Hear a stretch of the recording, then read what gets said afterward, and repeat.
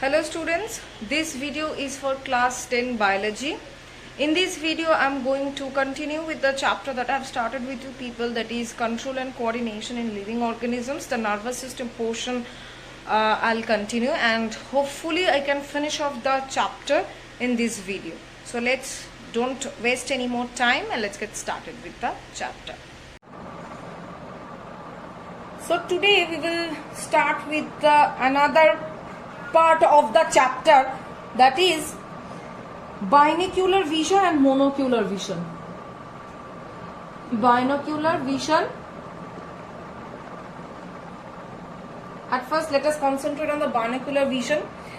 It is a phenomena of seeing one object with two eyes, that is the binocular vision. Examples of binocular vision: dogs, cats, humans. These are the examples of binocular vision. That means we are using both of our eyes to see one object. Next is that advantages of the binocular vision. What are the advantages of it? So if we will discuss about the advantages of the binocular vision, first advantage is that it helps to determine the distance between the objects and their size. Second one is that it provides three-dimensional vision. Third point is that it helps in depth perception. Fourth point, it helps the combined field of vision of two eyes is wider than that of single eye. That's obviously with two eyes we can perceive or we can visualize the object more clearly or more clarity we can get.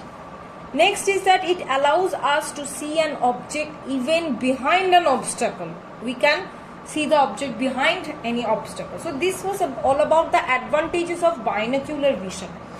Now the next topic we will read about is that monocular vision. Okay. See, I think I have not told you. Bi means two. That means the vision that we are employing by using both of our eyes or two eyes. And mono, the word mono means one. That means we are using only one eye. That means a vision in which two eyes are used separately.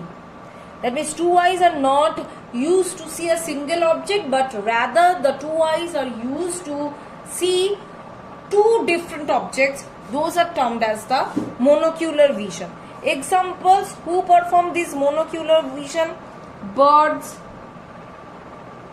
generally, fishes, okay, lizards, horse. These are the examples of monocular vision. Here the advantage is wide field of vision.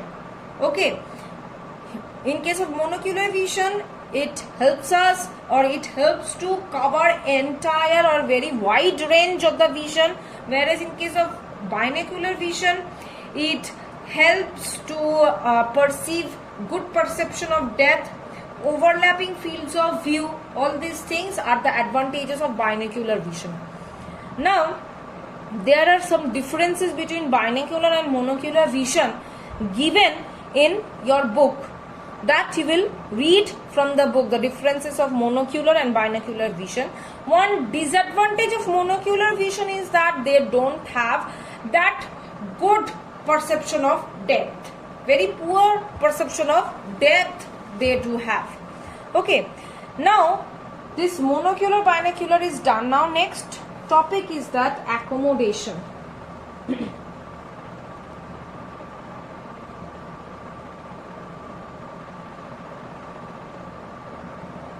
Okay, accommodation. What is accommodation?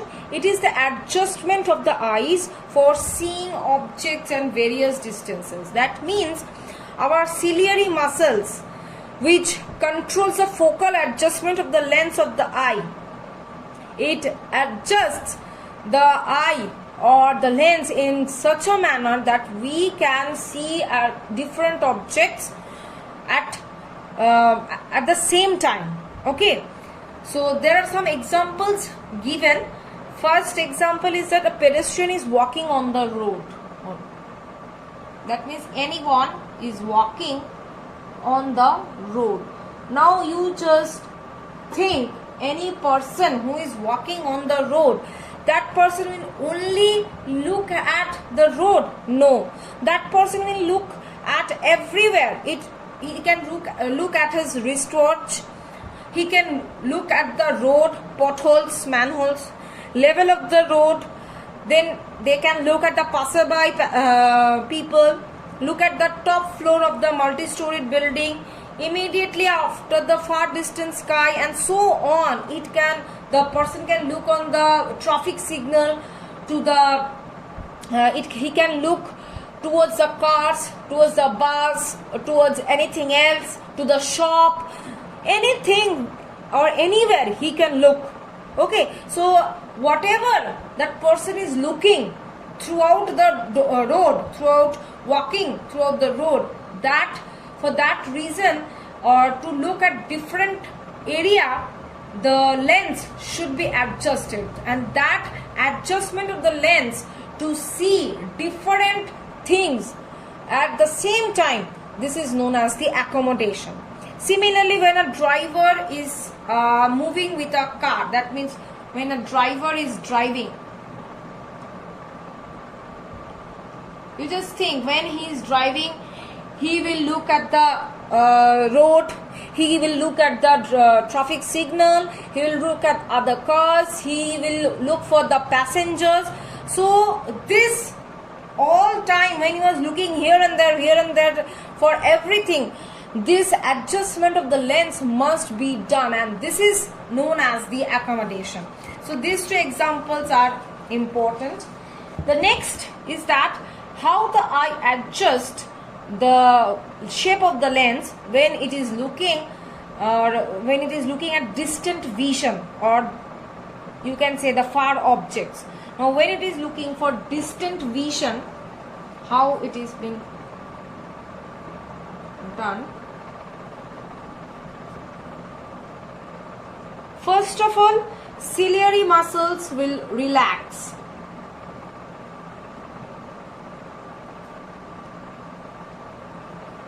Next, ciliary muscles relax, then lens become thin. When the ciliary muscles will relax, the lens will become thin. Next, focal length will increase. Focal length of the lens obviously increases. Next, what will happen after this focal length increase? Then the object which is situated at a distance point is focused. Then object is seen. This is in case of distant vision. Now, if I am considering near vision, what will happen in case of near vision? The ciliary muscles will contract. Now, when the ciliary muscles will contract, what will happen? The curvature of the lens will increase, and as a result of it, the lens will become thick. After that, what will happen? The focal length will decrease. Just the opposite will happen. And ultimately, the object which is situated at the near to the person who is seeing it will be seen or can be focused. Okay. Now, next topic we will discuss is the defects of vision. What are the defects? First defect is that myopia. Myopia, here the person can see the near objects but cannot see the distant objects. So he can read the books, computer or whatever, but will have difficulty in seeing the distant objects, signs or etc. Why this problem occurs?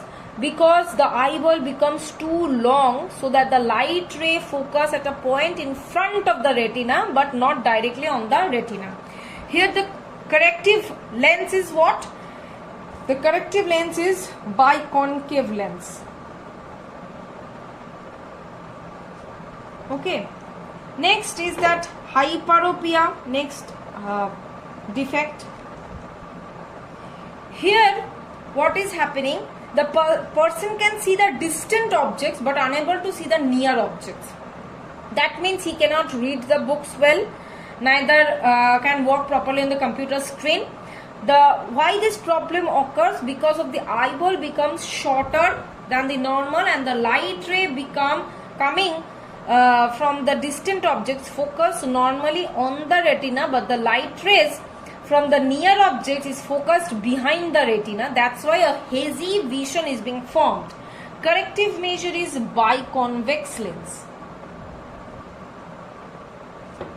Next, third one is presbyopia.